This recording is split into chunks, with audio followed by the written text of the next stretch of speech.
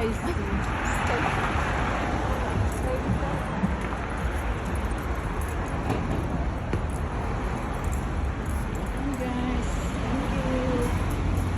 you. Paulitin kami. Tapos ang pagod. Ito ang daan namin kay Pakyat. Ayan. Okay, talaga yung Pabukas? Wala na kasi dito dahil bakante na dito sa baba.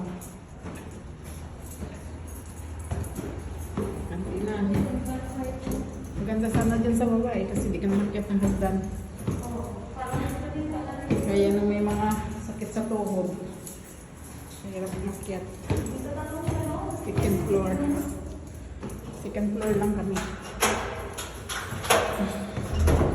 Thank you guys!